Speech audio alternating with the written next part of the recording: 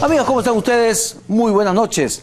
Bienvenidos a esta edición de Agenda Política aquí en Canal N. Enrique Castillo los saluda y los invita a esta próxima hora a conocer bastante más de lo que será el nuevo gobierno de Pedro Pablo Kuczynski, en medio de varios temas complicados, las declaraciones del cardenal Juan Luis Cipriani y también lo que fueron las fiestas patrias. Terminan hoy día las celebraciones de 4 días y también pues todos los actos protocolares. Empieza mañana, en realidad, el gobierno de Pedro Pablo Kuczynski. Como él mismo decía, se acabó el recreo, no hay más tiempo.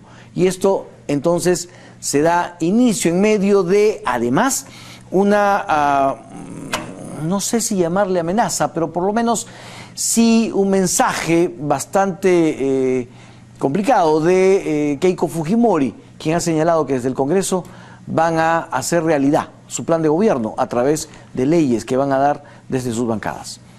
Entonces, hasta ahí las posiciones están cada uno en su lugar.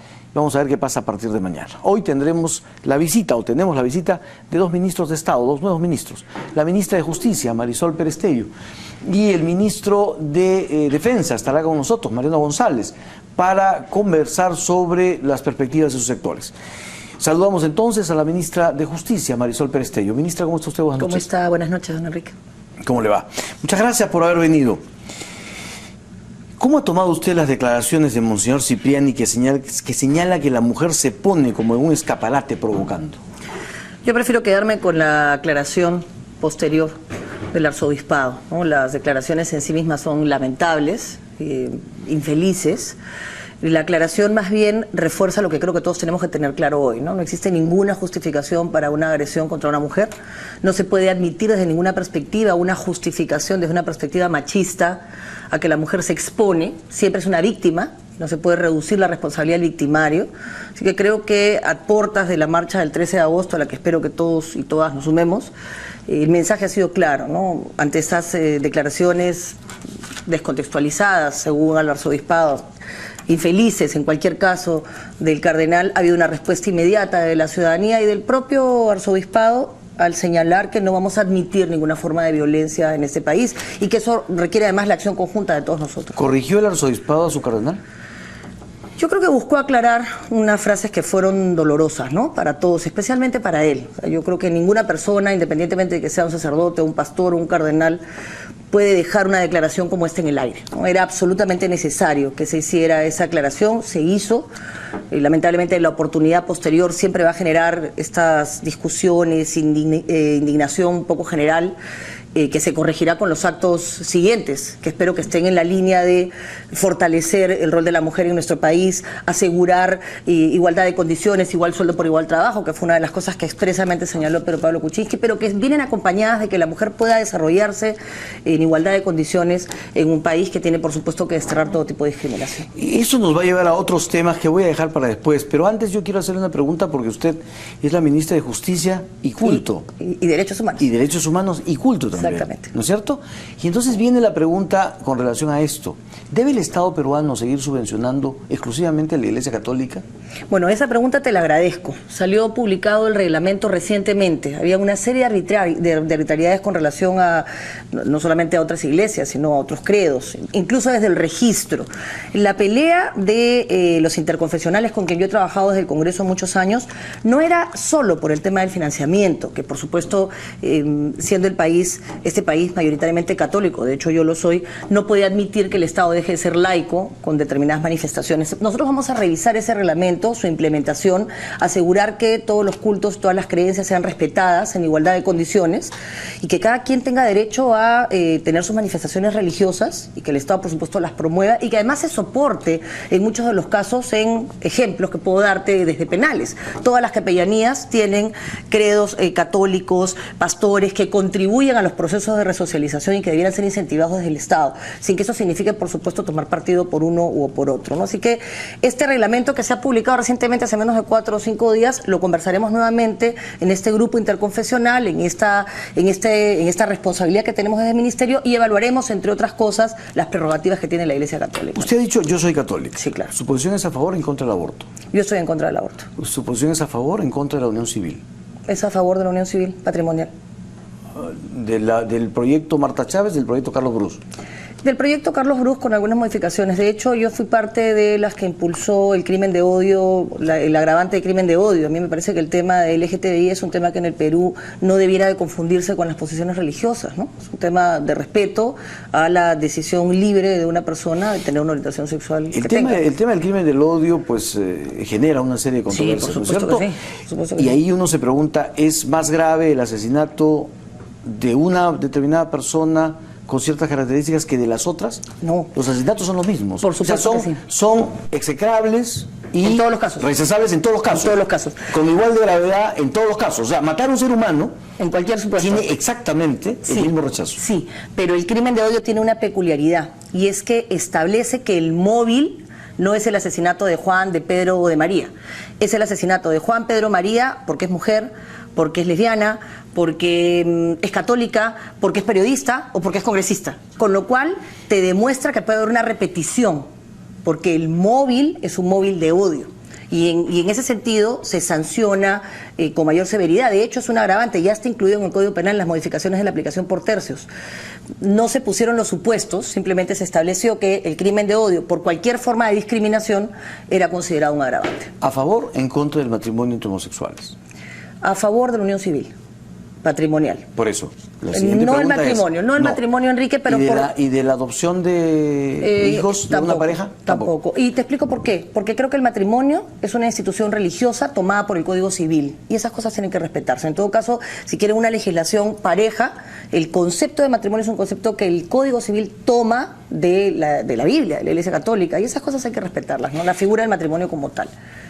¿Cuál es su posición con respecto al indulto solicitado por Alberto Fujimori? Que Vamos le va a tocar hablar... a usted manejar. Sí, claro que sí. Lo vamos a tratar con absoluto respeto, con el mismo procedimiento con el que se trataría cualquiera de los indultos que se han venido solicitando estos 5 años y seguramente se solicitarán. Pero perdóneme, pero Pablo Kuczynski ya fijó posición. Ha adelantado que no va a dar el indulto. Por más que usted en el proceso sea favorable al indulto, pero Pablo Kuczynski ha dicho yo no lo firmo. No. En buena cuenta, el trámite es absurdo. El trámite se va a seguir porque es el procedimiento. Se van a hacer los exámenes médicos. Pero ya la respuesta está dada. La respuesta está dada. Si la opinión de la comisión, que en la cual por supuesto yo no voy a intervenir, es que no debe darse el indulto, coincidirá con la posición de Pedro Pablo, que también es la mía. Yo no creo que deba haber impunidad. El indulto no debe generar impunidad. El indulto por razones humanitarias tiene que atender a razones humanitarias. Si las condiciones médicas del señor Fujimori han cambiado de los últimos exámenes, entonces en ese momento se evaluará. Pero a priori, con la información que se tiene, ya se ha fijado una posición en ese tema. Pero eso no tiene que fomentar una falta de respeto al señor Fujimori ni a ninguno de los solicitantes de indulto, porque además es su derecho pedirlo y el derecho del presidente negarlo o aceptarlo. A propósito, como señal, como gesto hacia la policía, ¿a usted le ha parecido bien el otorgarle de indulto al señor Buscaglia? Yo creo que sí. Sí. Yo creo que sí. ¿Y por qué? Porque si bien es cierto nadie puede estar de acuerdo con que se le falte el respeto a la policía, en ningún supuesto, porque si tú cuestionas la autoridad de la policía no vas a poder usar esa misma autoridad que requieres para mantener el orden y la seguridad de nuestro país. Pero en el caso de la señora Buscaglia, en ese caso en particular, lo que hubo fue una desproporción en la aplicación de la pena. Pero a igual razón, igual derecho. Algunos o muchos de los que después fueron condenados también podrían decir, en mi caso también hay una desproporción. Pero por supuesto, Enrique, si hay un problema que tenemos que enfrentar de inmediato es la desproporcionalidad de las penas. O sea, existe en el Código Penal, en el momento en el que nosotros hicimos la modificación en el año 2012, habían 400 parches. 400 parches. Y no sé cuántos hay, ahora deben haber por lo menos 100 más, porque el Código Penal se modificaba casi cada jueves. Y en la práctica lo que estás haciendo es que un delito de homicidio, por ejemplo, un bien jurídico tipo vida, tenga menor sanción que un bien jurídico tipo patrimonio. Entonces lo que hay que establecer primero es la prioridad de los bienes jurídicos.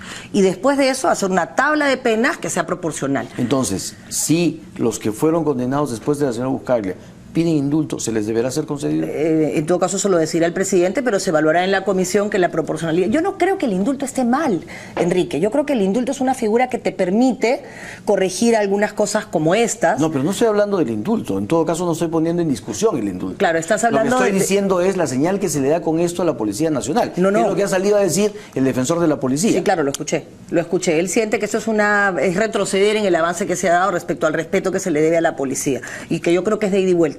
Del respeto es hacia la policía y de la policía hacia los ciudadanos. En realidad la sanción que ha tenido la señora Buscaglia efectiva es una sanción suficientemente fuerte como para que la ciudadanía sepa que no va a quedar impune que una persona no respete una orden del policía de cuadrarte a la derecha o de parar. La pena era, en realidad, no porque se tratara de la señora Buscaglia, tratándose de cualquier persona desproporcionada. Y la falla no está en quien aplica la pena. Está en quien hizo la ley. Está en la norma, por eso, supuesto. lo que se aplicó fue la norma. No, pero por supuesto, y lo que hay que corregir es la norma. Por eso era que la modificación del Código Penal era urgente. En su momento no se aprobó, nosotros evaluaremos y pedimos facultades delegadas y en todo caso si se logra el consenso en un Código Penal con todos los que deben participar en él, todo el sistema de administración de justicia, la Fiscalía, el Poder Judicial, el Consejo Nacional de la Magistratura, por supuesto la sociedad civil, el Colegio de Abogados. Yo creo que es momento de aprobar un Código Penal que integre todas estas modificaciones que han habido, que han respondido la más de las veces, lamentablemente, Enrique, a situaciones como por ejemplo el sicariato o como las extorsiones, que han ido incrementando penas o bajando penas sin darle sistematicidad al código, y hemos tenido efectos y resultados como el de la señora Buscaglia. Ahora, esto nos trae un problema, ¿no es cierto?, que es el siguiente. Al margen del caso, eliminemos el caso, es que en el Perú damos leyes que se cumplen y después se borran de un plumazo, retrocedemos y, como en otros casos, la gente sale. Hay casos y casos. O sea, ¿no? Hay casos y casos. Yo sé que hay casos y casos, pero igual en el caso del indulto hubo un indultado que salió y después tuvo que regresar. Pero claro. O sea, por eso le digo, o sea, son figuras que de alguna manera van haciendo que se pierda el respeto por la norma, sí, claro, ¿no es cierto? Y lo que genera es justamente esa sensación de impunidad. Sí. Es como cuando uno paga impuestos o cuando uno paga los prediales, ¿no es cierto? Después aparece un municipio que en el mes de diciembre dice, no se preocupen, se acabaron las amnistías no hay multas, famosas, ¿no? las amnistías famosas, y entonces nadie quiere pagar impuestos. Se sanciona al buen pagador. Se sanciona al buen pagador. Eso es lo que puede estar ocurriendo. Lo que hay que buscar es equilibrios, Enrique. Yo creo que señor Enrique, hay que retroceder en las cosas que se hacen mal. No es incorrecto, lo peor es mantenerte en el error. Y si hay una cosa que está mal en el sistema de administración de justicia es que no hay percepción de que las cosas se estén haciendo bien. Hay un esfuerzo serio de un proyecto de mejoramiento de los sistemas, de los servicios de justicia que está en su segunda etapa, pero que ha tenido la limitante de que ha sido focalizado, y esto no ha permitido que se perciban las mejoras que se han dado respecto de celeridad o, por ejemplo, del expediente electrónico. Entonces hay que meter tecnología, hay que meter infraestructura, hay que corregir la brecha. ¿Sabes cuánto se paga en alquileres por todo el sistema de administración de justicia? 60 millones. Eso es una barbaridad. O sea, lo que hay que hacer es ser inteligentes y ver cómo se manejan esos recursos para poder abaratar los gastos y dar los mismos servicios con más calidad. Vamos a ir a una pausa. Regresamos porque tengo varios temas, entre ellos el pronunciamiento de Keiko Fujimori. Regresamos.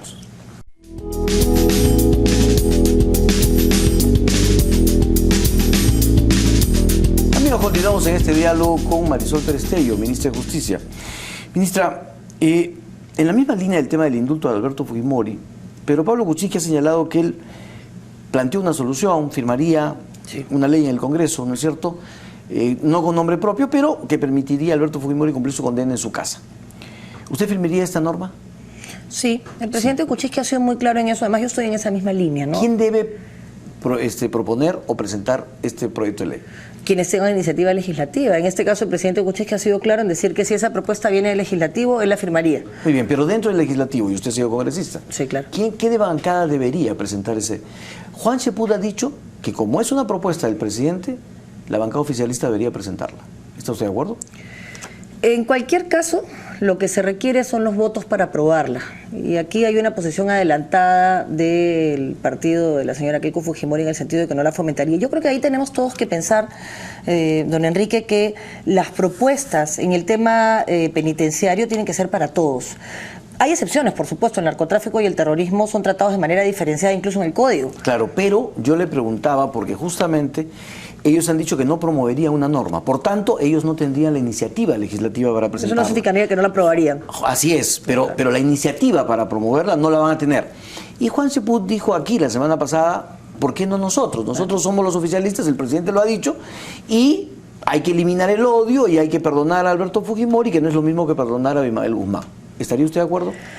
Yo creo que la norma de darse tendría que ser una norma para todos. ¿Para quiénes? Para personas de tercera edad. No estoy hablando específicamente del señor Fujimori, porque yo creo que la política penitenciaria no puede darse en función a presos emblemáticos.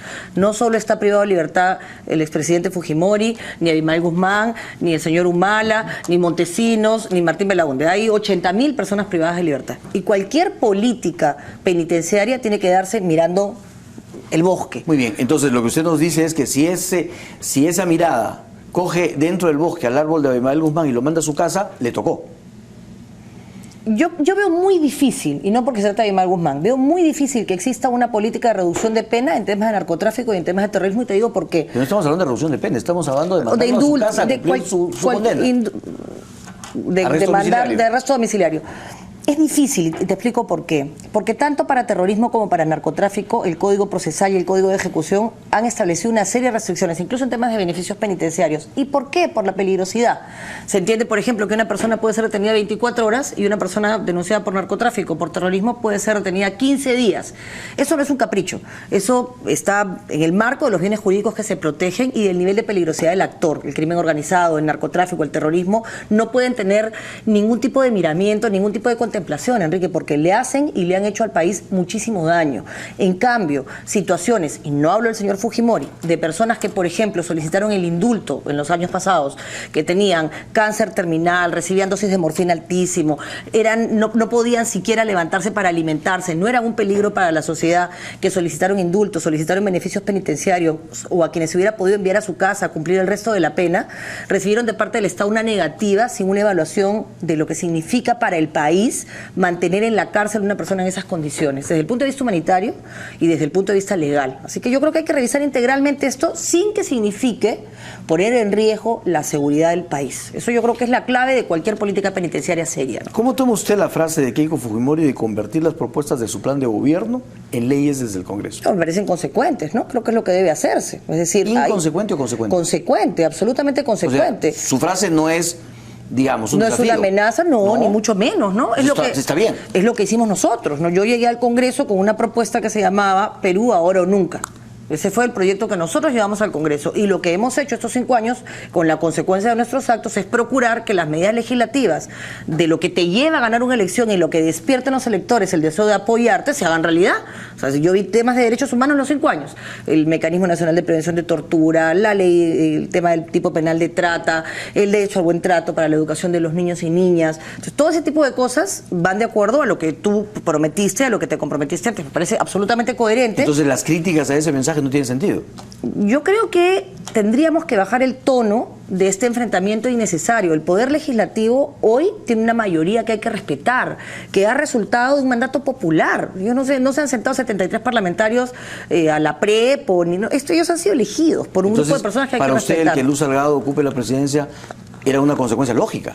Era una consecuencia lógica. Eso no significa que no podamos pedir, por ejemplo, que se considere la presidencia de la Comisión de Presupuestos. Sin embargo, estará en la esfera de su decisión, y esa decisión habrá que respetarla. La van a respetar. Si ustedes como gobierno. Si ellos deciden que la presidencia quede en manos de ellos, por supuesto que sí. Pedimos, por razones de facilidad en el debate presupuestal, porque lo presenta el Ejecutivo, porque las correcciones tienen que ser admitidas en un marco general, que la presida alguien del partido de gobierno. Pero si eso no es así, aprenderemos a trabajar conjuntamente. Yo he trabajado con Luz Salgado estos 5 años, y manteniendo nuestras diferencias políticas que han existido siempre, hemos podido hacer grandes cosas juntas en temas internacionales y en temas de derechos humanos. ¿Y si deciden no darle las facultades legislativas, también van a respetar el tema?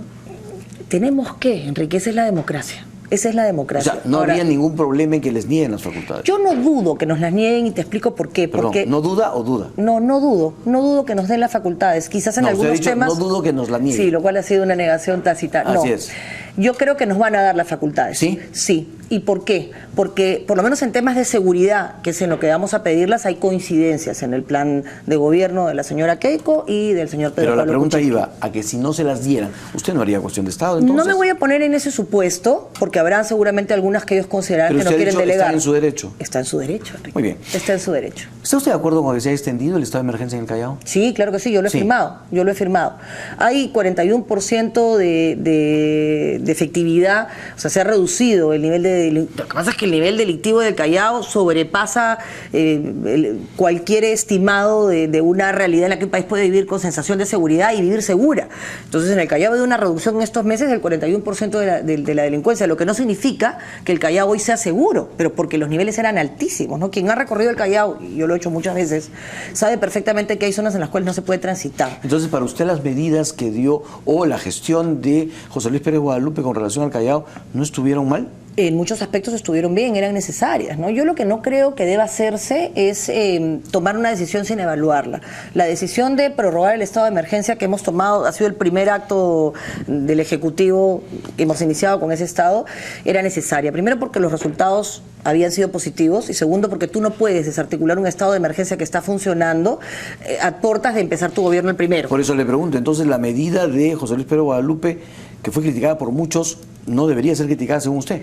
Ha dado resultados. Perfecto. Si en su momento fue criticada, porque evidentemente no puedes mantener un estado de emergencia en una localidad de manera indeterminada, si en el Braem, si en Echarate, en este caso ha dado resultados. ¿Cuánto tiempo más puede sostenerse? Eso es lo que tenemos que evaluar. Y Lima, sí, la situación en Lima tampoco es para estar tranquilos. ¿Debería también declararse emergencia? No, yo creo que tenemos que empezar con una política agresiva en materia de seguridad ciudadana, muy agresiva, en la misma línea que lo que ha señalado Carlos Asombrío. Él tendrá que detener a los delincuentes y yo tendré que asegurarme de que en el penal en el que tengan todas las condiciones de respeto a sus derechos, por supuesto, pero también de seguridad. Lo que no significa no plantear una política y un sistema penitenciario que hoy no tenemos. Vamos a entrar a eso, pero antes yo quiero hacerle una pregunta sobre los procuradores. Sí, claro. Ellos dependen de usted. Sí.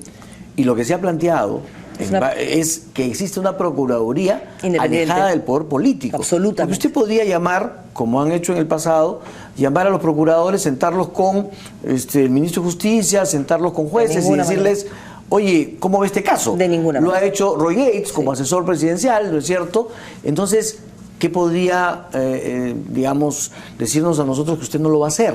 Entonces, para usted, ¿es urgente convertir a los procuradores en un ente autónomo? Absolutamente. Es una de las facultades que sin duda vamos a pedir ahora. ¿Y por qué? Nosotros ya tenemos un proyecto de ley en ese sentido que se aprobó por el Pleno, lamentablemente en proyecto, que fue en el marco del informe del famoso caso de Belaún del Ocio. Una de las propuestas aprobadas por todos sus miembros y luego por el Pleno fue darle autonomía al sistema de procuradores, porque es urgente. Los procuradores no son procuradores del gobierno de turno, son procuradores del Estado. Y en ese sentido su remoción y su nombramiento tiene que estar revestido de todos los poderes y todas las facultades. En tanto esa autonomía no exista, usted va a impulsar que esos procuradores sigan viendo los temas de las denuncias contra Nadine Heredia. Los procuradores tienen que continuar haciendo su trabajo hasta que logremos crear esta Procuraduría Autónoma e Independiente. Una cosa no tiene nada que ver con la otra. Yo no puedo desvestir un santo sin antes haber logrado crear este sistema anticorrupción, ¿no? Esto no va a ser de un día para otro, pero tenemos que caminar hacia procuradurías autónomas. La Fiscalía archivó la investigación contra Alberto Fujimori y sus exministros por el caso de las esterilizaciones forzadas. Sí. ¿Cuál es su posición? Todavía no he leído la sentencia, no he leído el informe de la Fiscalía, con lo cual no conozco el detalle. Sé que se van a ir en queja las víctimas. Yo le pido a usted, porque usted es ministra, por tanto usted es una autoridad política, es una autoridad judicial. Le pido a usted su punto de vista desde el lado de la ministra. Bueno, yo creo que hay que corregir muchos de los temas en el tema de esterilizaciones. Aquí lo que ha habido es un pronunciamiento que señala que sí hay víctimas, y eso es lo primero que tiene que quedar claro. Lo que se ha desestimado es la posibilidad de que exista, como en los delitos por los cuales ha sido denunciado el expresidente Fujimori, autoría mediata. Y eso en todo caso, en la evaluación del caso por caso se podrá determinar. Entiendo que las víctimas van a ir en queja y esperaremos el pronunciamiento del Poder Judicial y por supuesto la lectura del informe de Fiscalía para poder dar un pronunciamiento definitivo. Pero a priori lo que te sé decir es que en el tema de las esterilizaciones ha existido violaciones a los derechos humanos en el Perú, eso no puede volver a pasar, tiene que ser sancionado con severidad y se tiene que establecer con claridad en el Poder Judicial, quien es autónomo e independiente en este caso, y en todos, si es que ha habido una decisión de política pública que permitió que estos hechos se dieran o si fueron actos individuales de médicos que tendrán que asumir su responsabilidad penal por ella. Ministra, la posición de varios candidatos fue la de eliminar, reducir o restringir los beneficios penitenciarios. Sí. ¿Cuál es su posición? No, yo creo que los beneficios penitenciarios tienen que aplicarse progresivamente. Tiene que haber un sistema de aplicación progresiva para la sanción y para el beneficio penitenciario. O sea, no se puede generar una regla para todos. El reincidente, por ejemplo, no le puedes dar una oportunidad cuando perdió la oportunidad de recuperar su libertad y ser una persona de bien. El primario, que tiene estudio, trabajo, que participa de las múltiples actividades que hay en los penales, desde lectura, francés, tejido, en fin, y que ha probado que puede reinsertarse a la sociedad sin ser un peligro, sí podría gozar de beneficios penitenciarios. El problema es que estamos tan asustados, Enrique, todos, que creemos que la solución es el penal. Un penal que está asignado al 140%, bueno, eso va subiendo, ¿no? Porque la cifra va cambiando cada día. Tenemos ya un censo penitenciario que no teníamos al 2016 que ha hecho el INEI. y que establece, por ejemplo, que el 41% de los delitos cotidianos es el robo callejero. ¿Cómo se corrige? Hay que atacar las causas también. O sea, si tú haces solamente una política de sobrepenalización, sin una política que acompaña por qué los chicos están en la calle, por qué entran a pandillas, por qué la droga se convierte en un estímulo adicional que agrava la conducta del niño. No puedes meter a los niños a la cárcel a los 13 años. Entonces, si tú crees que bajando la edad de imputabilidad penal vas a lograr que un niño no sea sicario, entonces estás mirando de manera miope toda la problemática, ¿no? Yo creo que este censo nos va a ayudar muchísimo. Fue un censo que se publicó recientemente. ¿Cómo va usted a deshacinar las cárceles? Hay varias medidas urgentes, además. ¿Hay que construir más cárceles? ¿Hay que privatizar las cárceles? ¿O hay que sacar de la cárcel a mucha gente? Bueno, una combinación de las tres cosas, y te explico por qué. Por ejemplo, los presos extranjeros, si tenemos convenio de traslado, hay que trasladarlos todos. ¿Por qué tiene que costarle al Perú un alemán que ha sido sentenciado por narcotráfico con más de 160 kilos, si puede cumplir la pena en Alemania, costándole además no a nuestro país, sino a su país de origen? ¿Por qué no, si tú eliminas a todos los extranjeros, los trasladas a los que corresponda, o les aplicas la expulsión, que fue una ley que se aprobó, que si cumplías una parte de la pena y tenías ciertos requisitos de conducta y pagabas la reparación civil, podías irte a tu país expulsado y no regresar al Perú? Eso lo vamos a implementar inmediatamente. Con eso bajas entre 2 y 3% de hacinamiento. Esos números varían, pero ese era el aproximado cuando hicimos el estudio en su momento. Si además corriges el problema de la implementación de los grilletes, que se inició, se aprobó la ley, de hecho el que ganó los bloqueadores también ganó el tema de grilletes, pero no se ha ejecutado. No tenemos ni bloqueadores ni grilletes. Exactamente, pero no se ha ejecutado, hay que hacerlo. O sea, tenemos la ley, tenemos la base legal, salió una primera convocatoria, yo hice el seguimiento durante los 5 años, el problema es que los bloqueadores no se han implementado al 100%, no se han cumplido los plazos en el cronograma, y eso hay que corregirlo inmediatamente. Hay que terminar los bloqueos, que sean además al 100%, que sean al 80% no te sirve, si es una llamada la que necesitas para hacer una extorsión. Y el otro tema es grilletes, y finalmente no hay que descartar el tema de beneficios penitenciarios en la medida en que no generen inseguridad, porque no tiene ningún sentido hacer una política agresiva de luchar contra la inseguridad ciudadana en las calles para luego sacar a las personas privadas de libertad. Tiene que haber certeza de que la persona que sale por un beneficio penitenciario o por una medida, por una gracia o por un indulto, no signifique un peligro para la sociedad. Pero no ha mencionado ni la construcción de penales ni la privatización de penales. La construcción de penales es necesaria, pero también es necesario que utilicemos la capacidad instalada y la mejoremos, Enrique. Por ejemplo, el penal en Chiclayo o el penal en Loreto tienen capacidad instalada como para construir un pabellón o 2 pabellones más, que es lo que hay que construir. En este momento nosotros necesitamos hacer hay ya además 2 expedientes para la construcción de penales, incluso algunos más que me ha señalado el exministro, y eso habrá que revisarlo, pero lo inmediato es aprovechar la capacidad instalada que tenemos y mejorarla, lo inmediato, porque es más rápido, porque es más eficiente. Tenemos ya un penal construido en Cerro de Pasco, que hay, por supuesto, que ver a quiénes se traslada, son aislamiento celular, así que hay que hacer la evaluación de a quiénes se traslada ese penal y hacer la corrección de San Jorge. Recuerda que San Jorge se desocupó para privatizarlo y finalmente nos quedamos sin penal y esa gente pero está casi al lado de un centro comercial, en el centro de la ciudad, lo cual también hay que evaluar. Pero el acuerdo inicial era construye el penal y luego yo lo traslado y finalmente eso se varió y ahora ya no tenemos penal y está en bienes nacionales el terreno. 2 cosas chiquititas y con una respuesta muy, muy pequeña. A ver. Ha dicho el presidente Kuczynski, el que maneja el carro soy yo. Sí, es que el que maneja el carro es él. ¿Usted lo suscribe? Sí, claro. Porque Luis Galarreta ha dicho, eso es soberbia. No quiere que lo critiquen. Además ha dicho, a mí lo que digan me entra por un oído y sale por el otro. Y para Luis Galarreta eso significó que a Pedro Pablo Kuczynski no le gustan las críticas ni tampoco las va a tomar en cuenta. No. Lo ha dicho claramente. El presidente Kuczynski es un hombre no solamente absolutamente tolerante, sino además que busca consensos. Yo creo que tanto Luz Salgado maneja el carro en el legislativo y eso hay que respetarlo. Y eso no significa que no sea un congreso democrático. Y en el ejecutivo el carro lo maneja el señor Pedro Pablo Kuczynski y tenemos que confiar en el chofer que ha sido elegido por todo el país. Muy bien, muchísimas gracias. Muchas gracias a usted por la oportunidad. Muy amable. Ha sido la ministra de Justicia, Marisol Perestello.